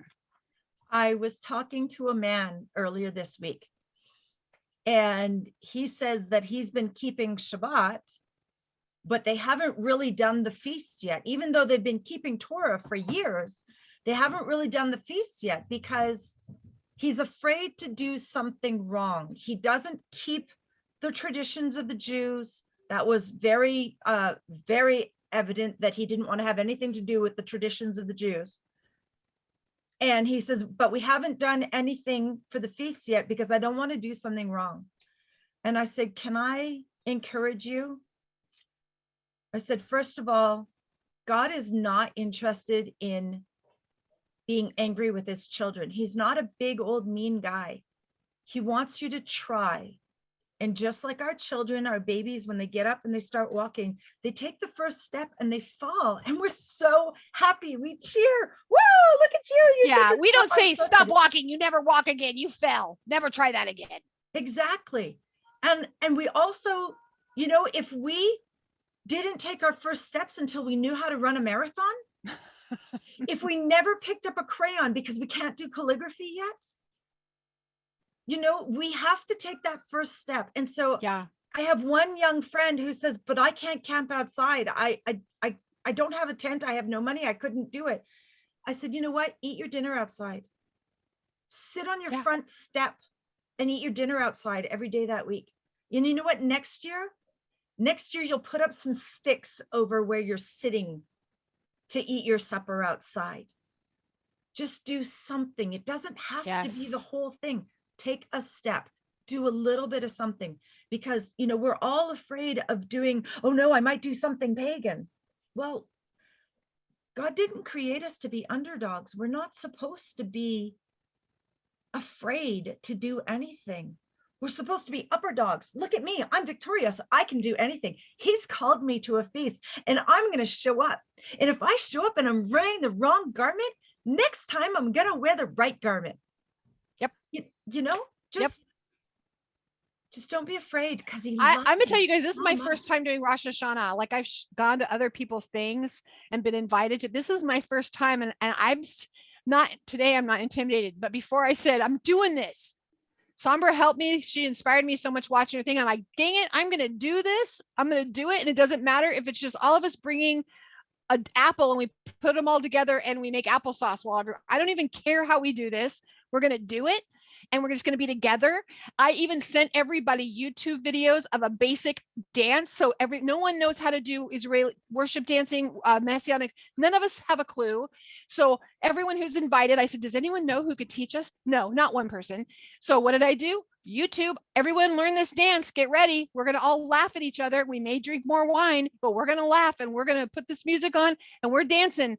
There she is. That's what we're doing. We're going to put some of the records. The summer, this recording now is going to be blasted tomorrow.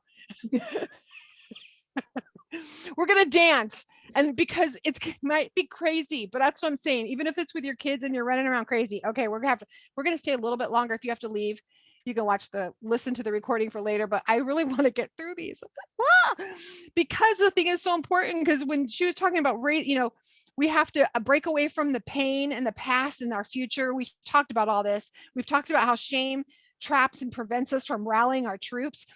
I am so proud, and you hear me all the time. Thank you for trusting us with that. You hear me say that all the time because I believe it. Thank you for trusting us when you say, I need you guys to pray for us. I need you to pray for me. And when you're posting in the portion or you're posting in the Ruta Cafe and you're saying, would you guys pray for me? In finding those safe places, that's what I do love about in the Ruta Cafe. It's not necessarily to 1,500 women, even though you can rally troops and give generic prayer, but maybe you want to be a more private, you can go into our little group and say, hey, you guys pray for me. And you can be specific because we will take it to our grave. We're like your troops and we're going to go after it because we want to dive in. We want to know your kids' names. We want to know what's happening. We want to know where you're succeeding and failing. And I put, as the quote, she said, as mothers, we are so attached to our children that we tend to own their failures. Ouch. That one hit me. And that's when he said, you're just not that powerful. You're just not that powerful to have caused all her failures. Did you contribute to them? Absolutely. But I allowed it. Remember that it had to pass through my hands and I allowed it. So anyone have anything else to say on this? There's so much, so good. So good. Yes. Yes, go, Trisha, go. Okay. Trisha, yeah, we I want to don't know hear if what you have to say. It's so I'm kidding you. that touched my heart. You're gonna make me cry again. And now I'm on the camera. This is kind of it's on topic, but it's not right where we're at the moment. But I wanted to get it in before we get past Tzadi. When I looked it up, it said that's how you pronounce it. So I was kind of going with that. But when I saw the symbol, the picture of Tzadi, it reminded me of Solomon. And my husband just got in from the mandate conference that he went to in Levelland. And I had him run in here and said, I'm looking in these Bibles and I can't find it. And I said, remember when we read in our nightly reading, we read where Solomon prayed? And the scripture is 2 Corinthians 6, And it starts in 13. And he says it's this prayer of dedication over the temple. And of course, he's praying for everything. I mean, it lasts quite a while. It's like, a couple of pages long in here. But it starts off with, he knelt on his knees in the presence of all the assembly of Israel and spread his hands towards heaven. And I told Donnie when we read this, I said, is he showing us how to pray? And then when I saw the symbol for Tzadi, I'm like, that looks like Solomon praying, because he's on his knees and he's raising his hands up to heaven to pray. That's beautiful. That's what I got. That's beautiful. That's all I got for it. That's beautiful. Do you guys Thank you, remember the song, Humble Thyself in the Sight of the Lord? Remember, you would sing it like rounds with your friends in junior high.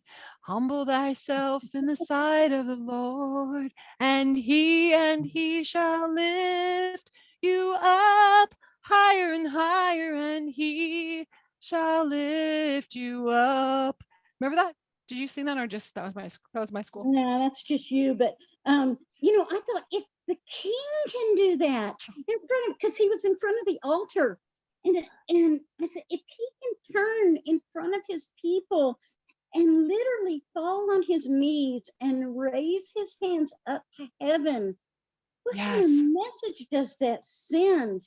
The strength that would take a man to do that, and to be so humble to present himself towards Yahweh that way. I don't know. That's just my thinking about it. I think it's beautiful, and I think that's both the what you show, and then it's also the Tzadi Sofit. You get both. You get to see he's humbled with his arms up, and then he lifts. He says, if any man who we want him to be the one who lifts us up. My favorite is when I see a pastor fall on his knees during worship and not care what anybody's seeing, when he falls on his knees and he's in worship.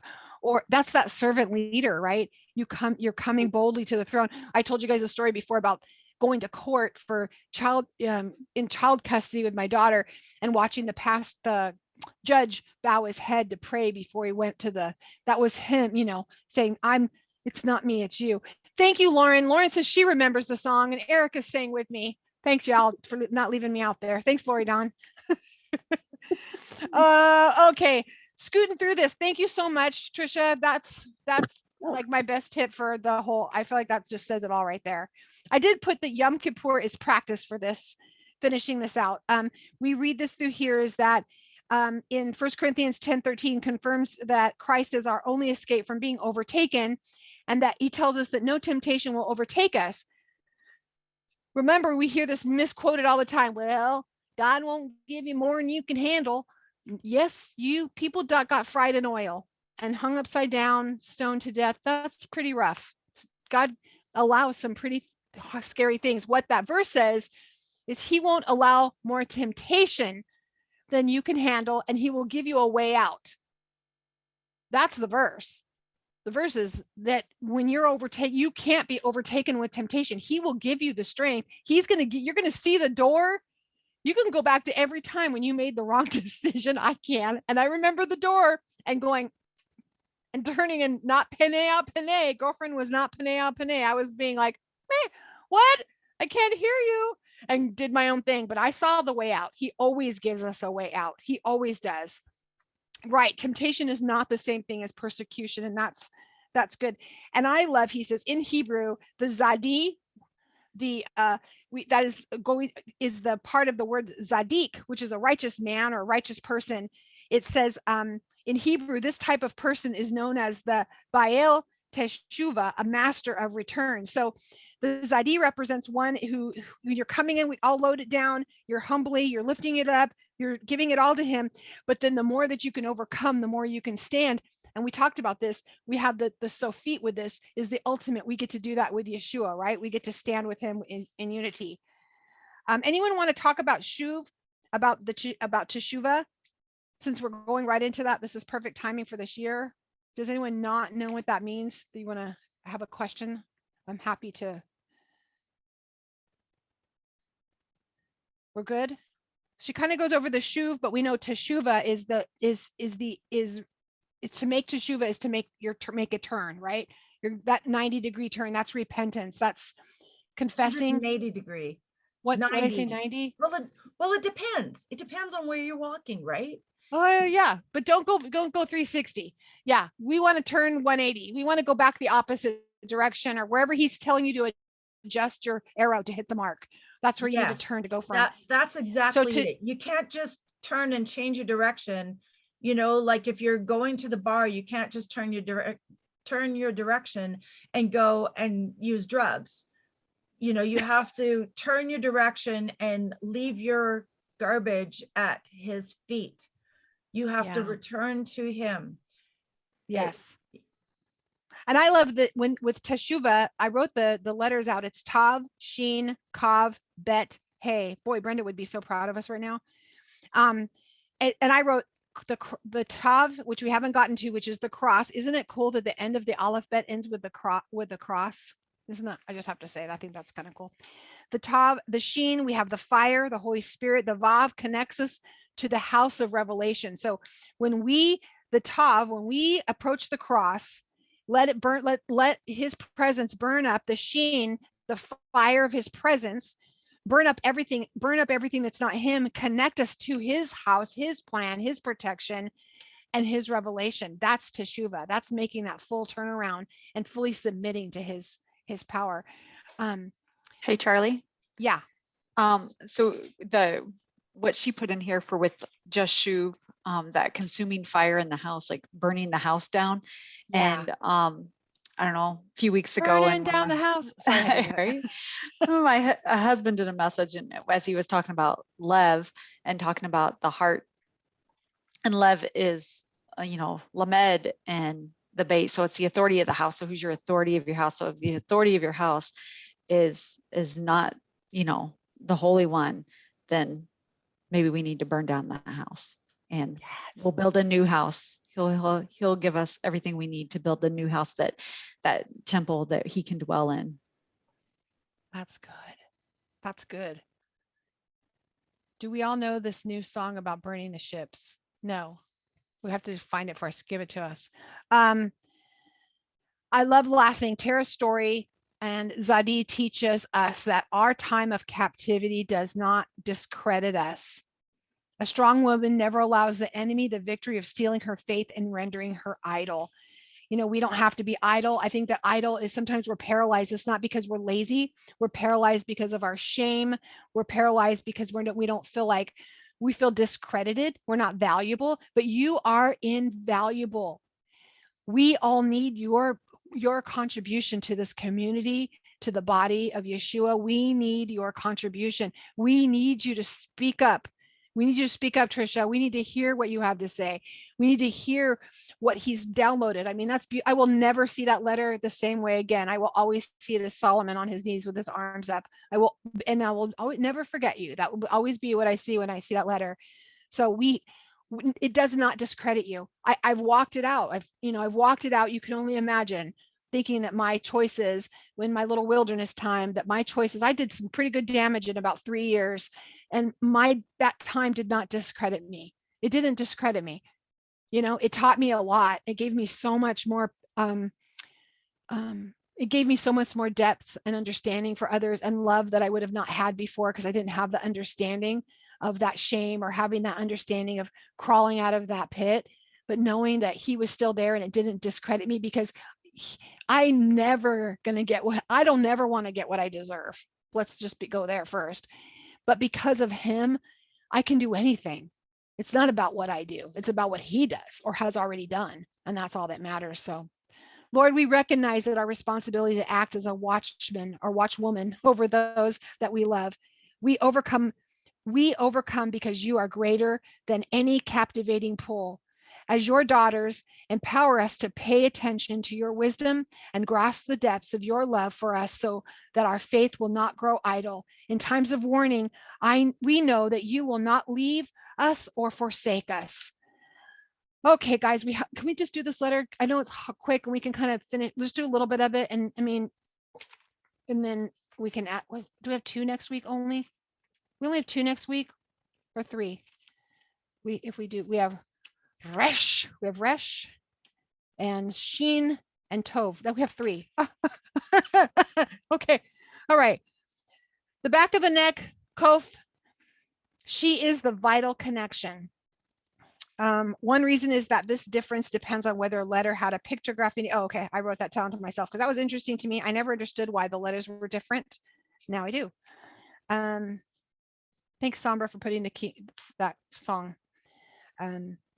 So you guys, if you don't know, the Kof is also known as the imitator, and sometimes you'll hear people call it the monkey.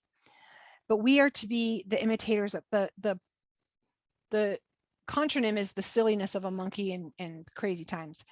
But the way it's intended is for us, we are to be the imitators of Yeshua. We're to be the imitators of the Creator. Paul tells us this over and over, to be like him, to be holy because he's holy.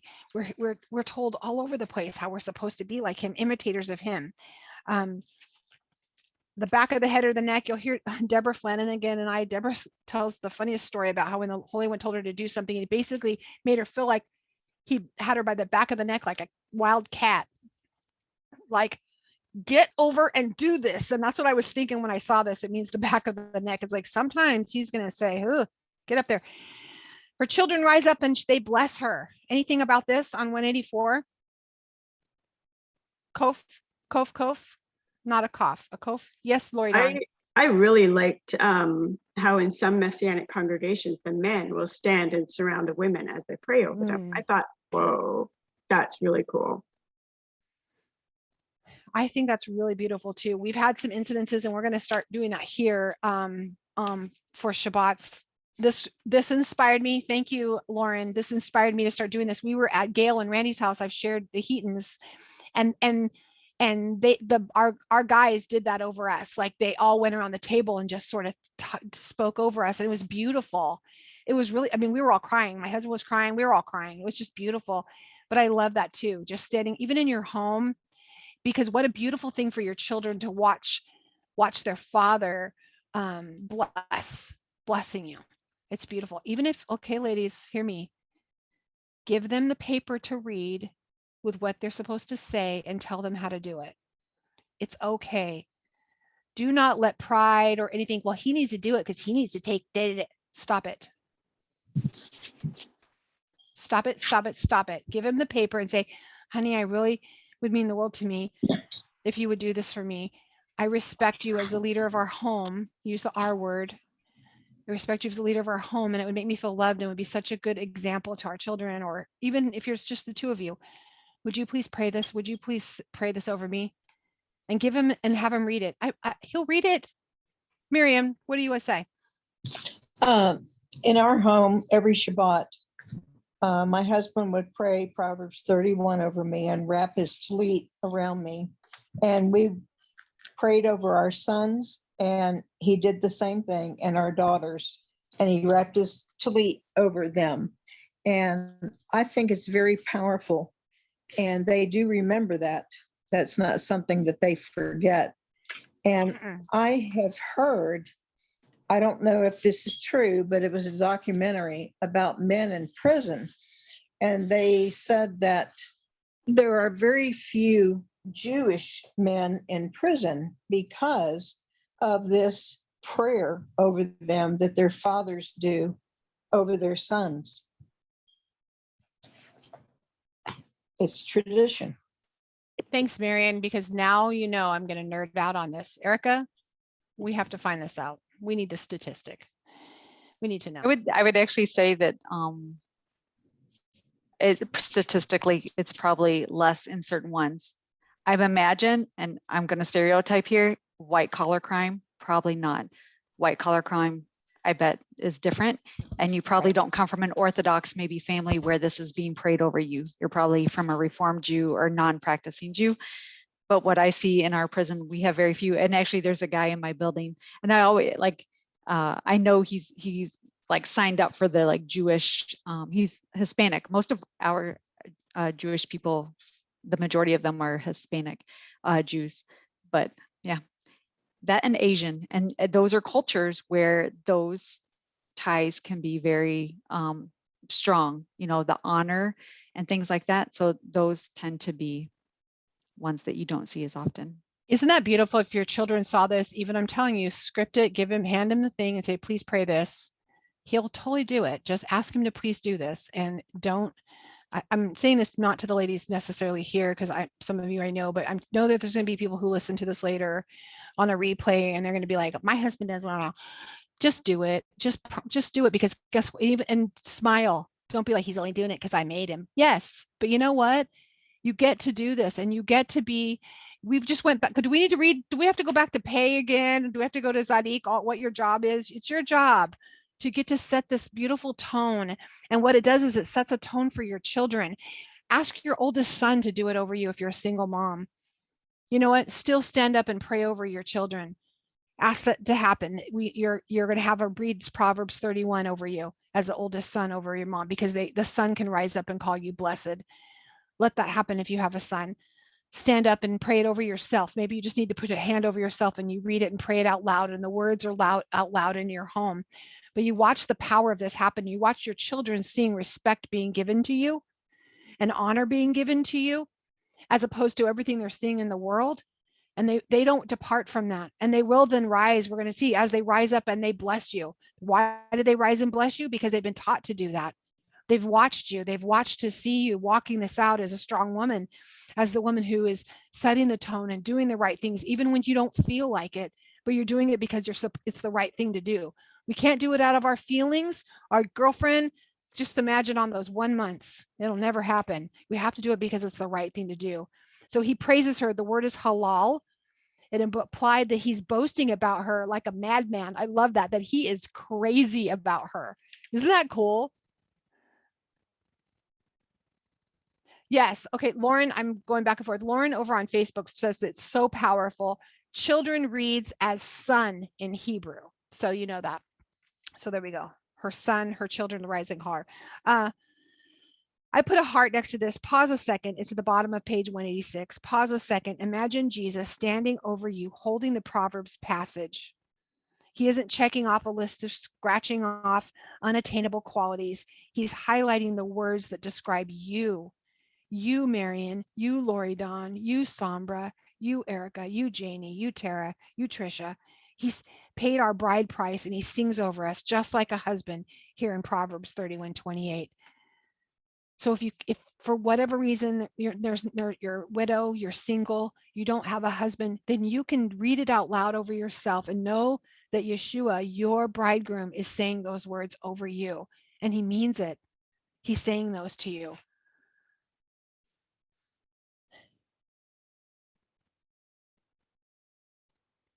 Do you feel like sharing, Tara? Is it Tara or Tara? Did I say that wrong? It's Tara. Tara, good. Okay. Yeah. I don't know. I guess kind of what a lot of you have said. I homeschool as well, and I beat myself up a lot, and I tend to focus on my failures, and I know I shouldn't do that, but I do. And so whenever I read that, I could just picture him just praying it over me or just talking to me like that. And it just really it makes me feel worthy, I guess. That's really beautiful. Thank you for sharing that. Thank you for trusting us with that. If you're in Proverbs 31 and you read, you can go through this and you read this starting in 31:10, and you can start reading this over yourself. If it's just you can say, Tara is an accomplished woman who can find.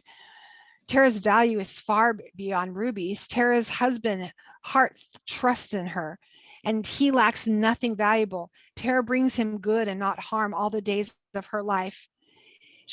Tara selects wool and flax, and Tara's hands work willingly. Tara's like merchant ships, bringing her sustenance from afar. Tara rises while she is still night and provides food for her household and portions for her servant girls. Tara considers a field and she buys it from the fruit of her hands. And Tara plants a vineyard. Tara girds herself with strength and invigorates her arms. Tara discerns that her business is good. Tara's lamp never goes out at night. Tara extends her hands to the spindle and her palm grasps the spinning wheel. Tara spreads out her palms to the poor and extends her hands to the needy. Tara's not afraid for snow for her house, for her whole household is clothed in scarlet wool. Tara makes her own luxurious clothing and coverings. Her clothing is fine linen and purple. Tara's husband is respected at the city gates, and he sits among the elders of the land. Tara makes linen garments and sells them, and beats the caca out of her hands doing it, and supplies sashes to the merchants. Strength and dignity are her clothing, and Tara laughs at the days to come. Tara opens her mouth with wisdom, and lessons of kindness are on her tongue. Tara watches over the affairs of her household, and she does not eat the bread of idleness. Tara's children arise and bless her. Tara's husband also praises her. Many daughters have excelled, but Tara surpasses them all. Charm is deceitful, beauty is vain, but a woman who fears Adonai will be praised.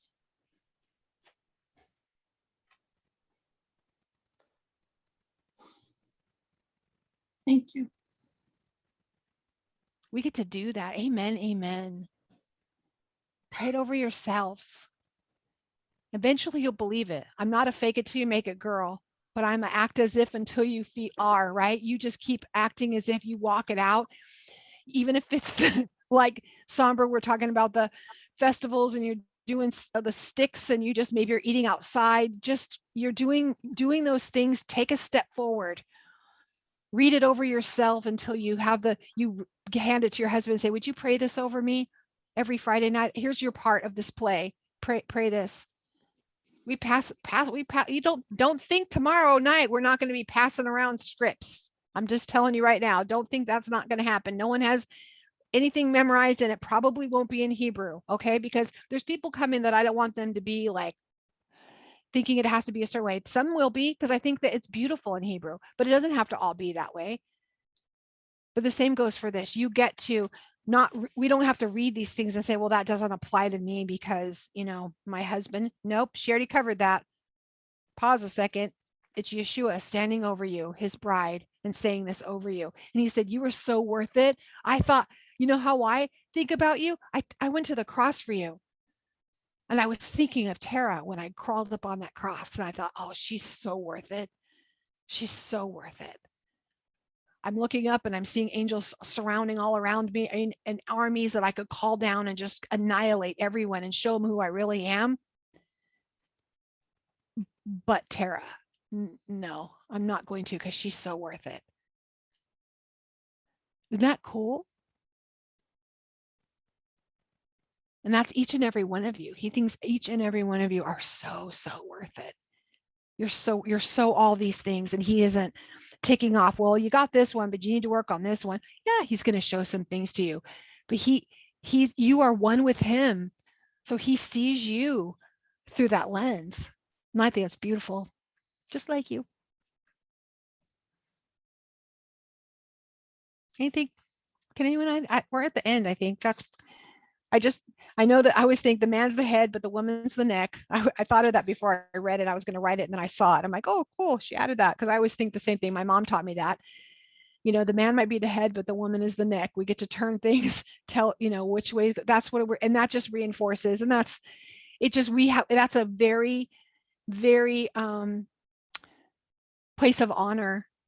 We can joke around about it, but it really is a place of honor. And there's a lot of responsibility that comes with that because we can turn their heads the wrong way. Or out of our own shame or our own things. We talked about, we talked about, we leave ourselves up on the tree and we don't let ourselves off the tree and beating ourselves up, then we can't turn the head the way it needs to go because of our own shame, our own dysfunction, out of our feelings. And then if we get back to pay, let's get back Panea. Let's get back to him breathing into us breathing. Let's exchange that breath again so that then, because the breath comes in, goes down, goes in the lung, we can now turn the head into the places he's saying, go this way. And we help turn our families. We're able to watch. We're able to turn the head to see, like we're talking about Lori Dawn, and Erica, we were talking about where you can turn to say, hey, look, there's an issue right here. I'm bringing it to your attention. We turn the head to that. Together we work things out. We get to do that as the head. as the neck, turning that. So I think it's a place of strength. It's very strong. I mean, think about when you have it, when your neck hurts and you can't turn, like that's, you're so dysfunctional. Anything else? Anyone have anything on this last one? Then I will pray. Anyone? I see anything over on Facebook? Marion, yes, ma'am. My husband still calls me his bride. And I think that's a very good thing. And another thing I've heard is the greatest anti-sin device is your neck.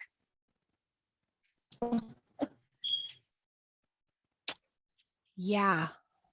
Thanks. You're right. Yeah. The times I've turned and looked at the wrong things.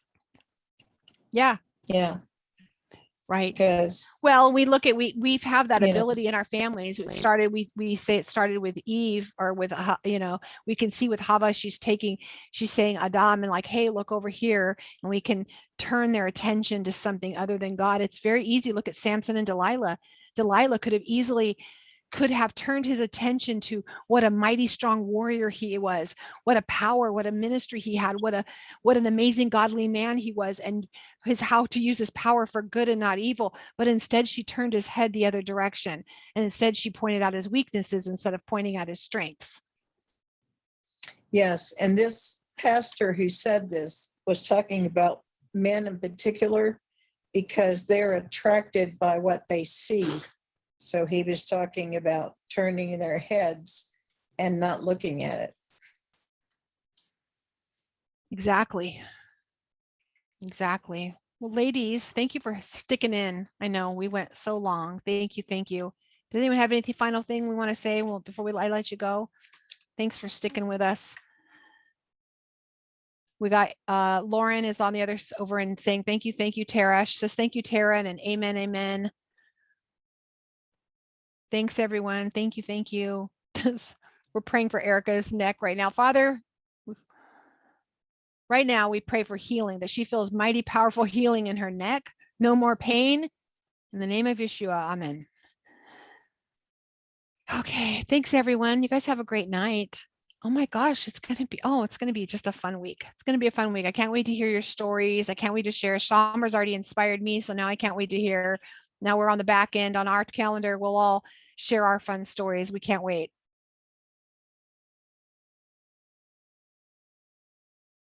I'm looking for anyone else. All right, guys. Love you all so much.